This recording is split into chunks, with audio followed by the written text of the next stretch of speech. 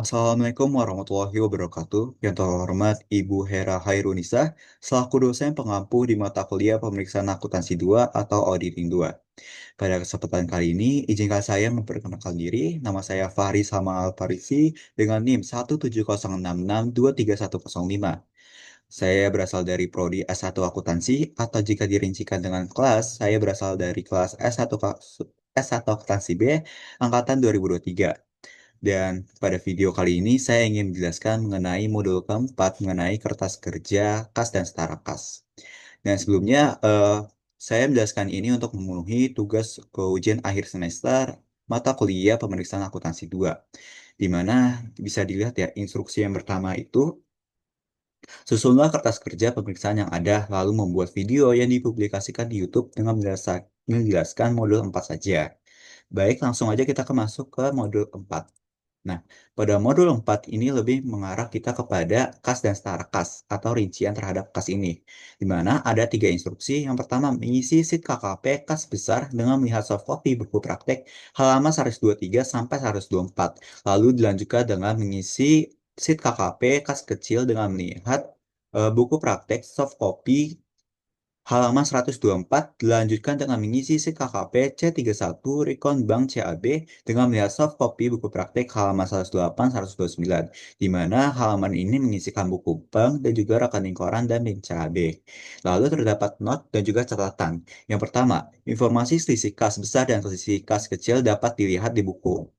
Yang kedua, kesimpulan di setiap sheet KKP harus diisi. Lalu dilanjutkan dengan voucher dan pembelian perangko ditulis belum di reimburse atau sehingga masih dianggap sebagai kas kecil karena sifatnya reimburse.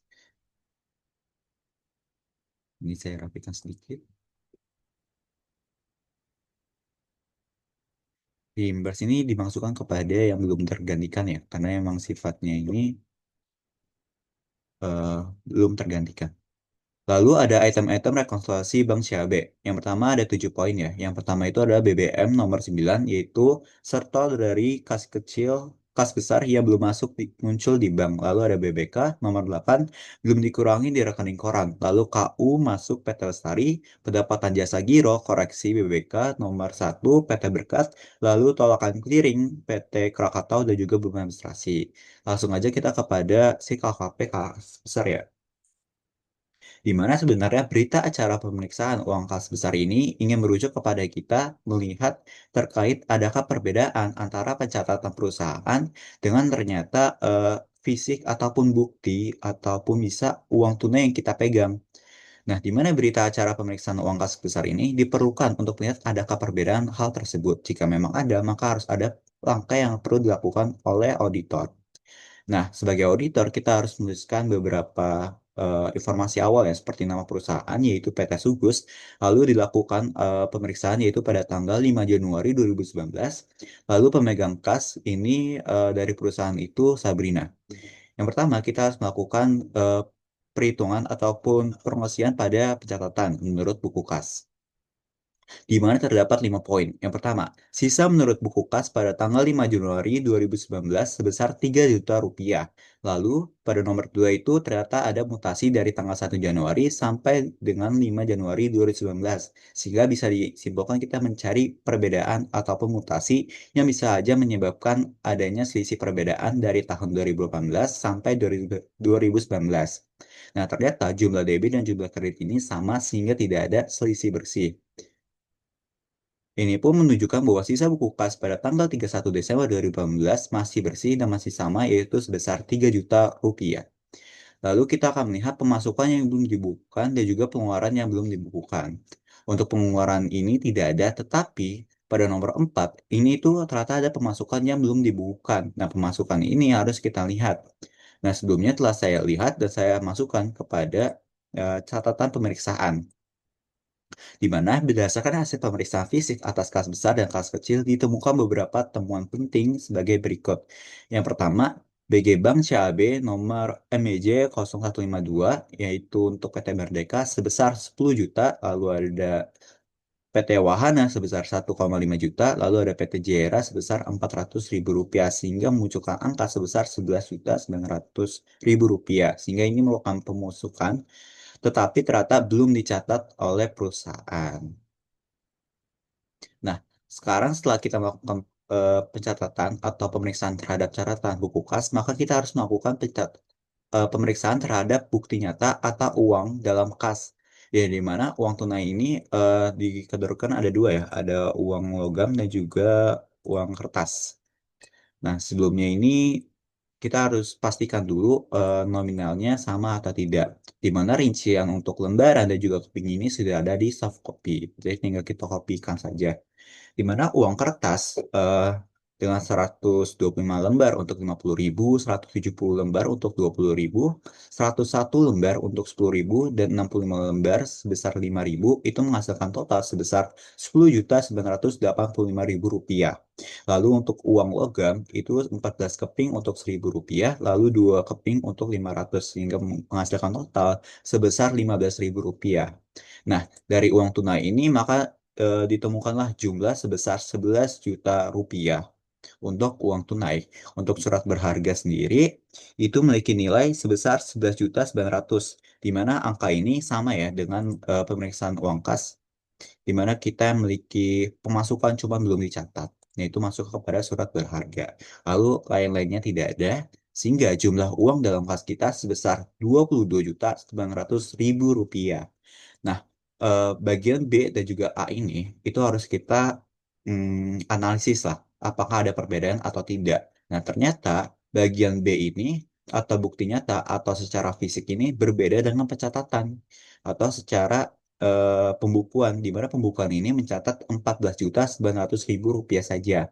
Sehingga kita mengasumsikan bahwa ternyata ada lebih uang tunai yang telah kita miliki daripada yang telah kita catat, sehingga kita menyimpulkan bahwa terdapat pencatatan yang masih belum kita catat. Mengapa ini merujuk kepada pencatatan atau pembukuan, bukan bukti nyata? Karena yang kita lihat sendiri ini adalah bukti nyata atau secara mayoritas, secara real, bukan secara pembukuan. Karena pembukuan bisa saja salah, cuman secara nyata itu bisa saja tidak salah.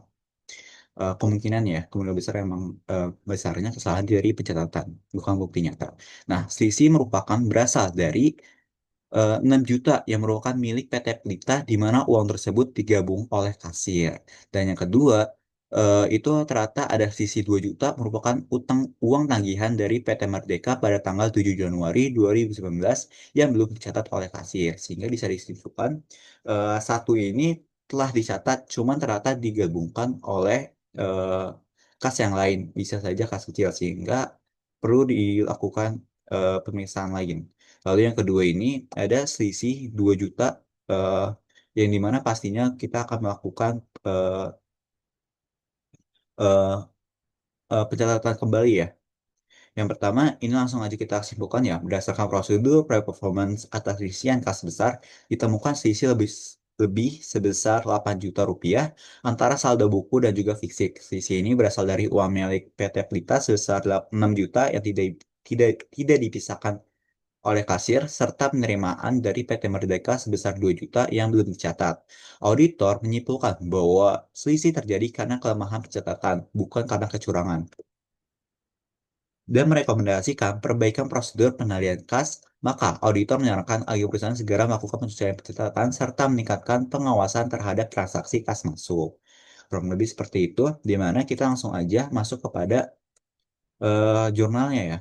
Ini yang pertama PARE atau Purpose Adjustment Reconciliation Entry, dan di mana PARE ini dikhususkan untuk mencatat jurnal penyelesaian oleh auditor sehingga pencatatan perusahaan itu bisa benar lah atau sesuai dengan yang ada terkait pemeriksaan.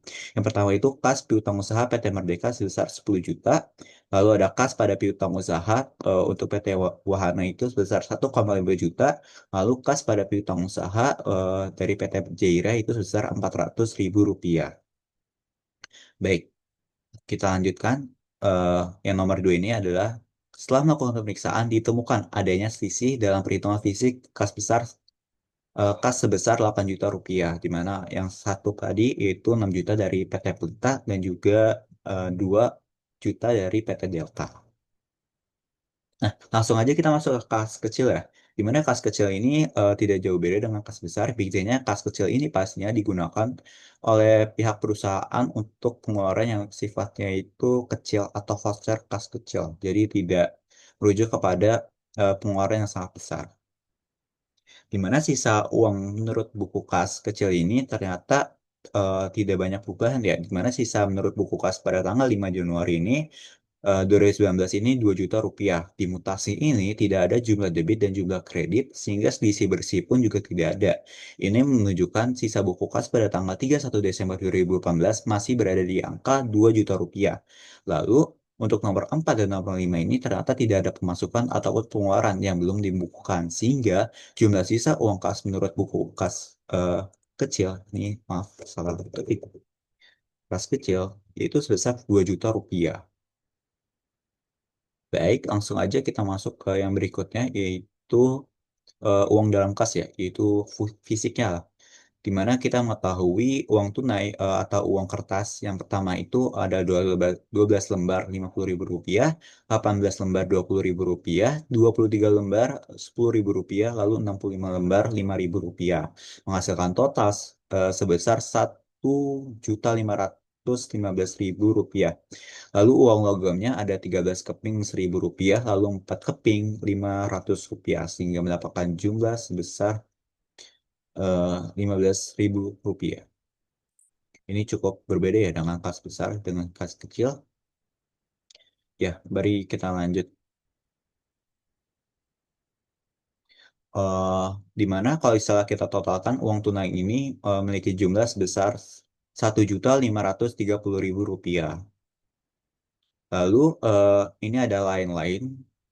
Lain-lainnya ini berasal dari ini ya, pencatatan di mana ini menghasilkan jumlah uang dalam kas sebesar 1,8 juta.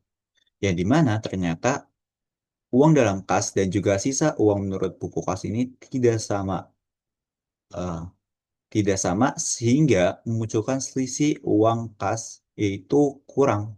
Mengapa kurang? Ternyata karena di dalam bukti nyatanya ini atau secara fisiknya itu 1,8 juta, tapi ternyata di pencatatan ini 2 juta. Nah, kita harus melihat nih apakah yang benar ini pencatatan atau yang salah ini ternyata dari bukti nyata. Nah, ternyata terdapat selisih yang tidak dapat ditelusuri sehingga akan menjadi pertanggungjawaban kasir. Jadi kita tidak menelusuri nih 200.000 ini berasal dari mana? Dari buku kas. Sehingga pastinya kita harus mencari tahu apakah 200.000 ini termasuk yang harus dilunasi atau tidak. Eh, Bukan dilunasi, maaf, tapi harus kita terima atau tidak. Karena pastinya jika 200 ini tidak ada, maka kita bakal menyimpulkan bahwa ini tuh beban. Baik, kesimpulannya itu apa? Berdasarkan prosedur performance atas rincian kas kecil ditemukan bahwa terdapat selisih kurang sebesar Rp200.000 antara saldo kas menurut buku dan hasil perhitungan fisik. Selisih ini tidak dapat ditelusuri penyebabnya dan menjadi tanggung jawab pemegang kas atau kasir. Atas selisih nilai antara buku perusahaan dan fisik tersebut, maka auditor menyarankan agar perusahaan segera melakukan pencatatan atas kekurangan tersebut serta memperketat pengawasan dan pertanggungjawaban kas kecil di masa mendatang. Nah, ini langsung aja ya. Nomor 3 ini terkait kas kecil. Dalam pemeriksaan terhadap kas kecil ditemukan juga sisi dalam kas kecil sebesar Rp200.000 yang nantinya dipertanggungjawabkan oleh pemegang kas kecil atau kasir. Di mana ada pare jurnalnya ini, yaitu piutang lain-lain beban yang masih harus dibayar. Kurang lebih jurnal seperti ini. Langsung aja kita masuk kepada C3.1, yaitu terkait rekonsiliasi Bank CAB. Di mana kita akan membandingkan saldo menurut rekening koran atau menurut bank dengan saldo menurut pembukuan atau menurut perusahaan. Di mana ternyata ditemukan beberapa informasi seperti ini. Yang pertama, penambahan untuk saldo menurut rekening koran, di mana setoran dalam perjalanan atau setoran tunai sebesar Rp20 juta itu ternyata sepertinya tidak dicatat oleh rekening koran, sehingga kita perlu melakukan rekonsiliasi ini sebesar Rp20 juta sebagai penambah. Dan ternyata ada pengurangan yaitu bayar giro. Ini bukan bayar giro ya, pengurangan biaya giro. Hah? Biaya giro. Biliet Giro yang masih beredar ya sebesar 11 juta sebagai pengurang. Sehingga saldo menurut bank ini sebesar 13 juta 391.410 rupiah. Lalu ada saldo menurut pembukuan, di mana saldo menurut pembukuan ini sebesar 5.849.910 ya. Perusahaan memiliki saldo sebesar ini cukup beda ya dengan saldo menurut rekening koran, sehingga pastinya kita akan melakukan rekon. Jika di bank ini ternyata ada koreksi, di perusahaan ternyata juga sama terdapat koreksi, di mana terdapat dua penambahan, yaitu penerimaan piutang sebesar 10.600.000 rupiah dan juga jasa kiro sebesar 156.500, sehingga jumlah penambahannya sebesar 10.756.500. Lanjut yaitu ada pengurangan, yaitu koreksinya kurang catat, lalu ada bayar giro kosong. Ini bukan bayar giro kosong ya. Biliet giro, maaf. Biliet giro kosong yaitu 2,2 juta. Lalu ada biaya administrasi bank 25.000. Di mana ini menjadikan jumlah pengurangnya itu sebesar 3.215.000 rupiah. Di mana akhirnya saldo menurut pengurangan ini jika kita tambah lalu kita kurangkan menghasilkan menghasilkan angka 13.391.410 rupiah. Hasilnya sama atau balance. Di mana pada kontrolnya ini ditemukan ya balance, yaitu antara bank dan juga pembukuan. Karena memang sudah kita lakukan rekonsiliasi atau pencocokan satu sama lain. Nah, kita langsung ke terangan ya. Berdasarkan hasil rekonsiliasi Bank CAB ditemukan bahwa selisih antara saldo menurut rekening koran dan pembukuan disebabkan oleh ketidaktelitian terhadap pencatatan. Transaksi yang telah dicatat dalam pembukuan namun belum muncul di bank mencakup pembayaran utang kepada PT Caraka sebesar 11 juta rupiah dan setoran tunai dari kas besar sebesar 20 juta rupiah. Sementara itu, transaksi yang telah tercatat oleh bank namun belum dicatat dalam pembukuan mencakup penerimaan piutang dari PT Lestari sebesar 10,6 juta, lalu ada jasa giro sebesar 156.500.000 rupiah, serta pengurangan ya yang tadi telah saya sebutkan berupa tolakan clearing sebesar 2,2 juta rupiah, lalu ada biaya admin 25.000 dan juga koreksi salah catat sebesar 590.000. Setelah seluruh penyesuaian dilakukan, saldo bank dan saldo pembukuan menunjukkan angka yang sama, yaitu sebesar 13.391.410 rupiah. Sehingga dapat disimpulkan bahwa perbedaan tersebut bersifat sementara dan juga wajar, tanpa indikasi penyimpangan yang sangat material. Kurang lebih seperti itu. Nah, itu aja yang bisa saya sampaikan mengenai modul 4 terkait kas dan setara kas. Pada kas besar, kas kecil, dan juga C3.1, ini kita dapat melihat ya, ternyata walaupun perusahaan ini melakukan pengendalian, tetapi ternyata pengendalian ini masih kurang karena bisa dilihat kas besar, kas kecil, dan C3.1 ini masih memiliki perbedaan. Sehingga pastinya auditor atau kita sebagai auditor harus merekomendasikan pengendalian yang tepat dan juga pastinya melakukan jurnal untuk menutupi kesalahan yang dimiliki oleh perusahaan tersebut. Itu aja yang bisa saya sampaikan. Kurang lebihnya mohon maaf apabila ada salah kata dan juga perbedaan selama saya melakukan presentasi dan juga penjelasan mengenai model 4 kas dan setara kas untuk perusahaan PT Subus. Itu saja. Sekian dari saya. Wassalamualaikum warahmatullahi wabarakatuh. Terima kasih telah menonton video ini.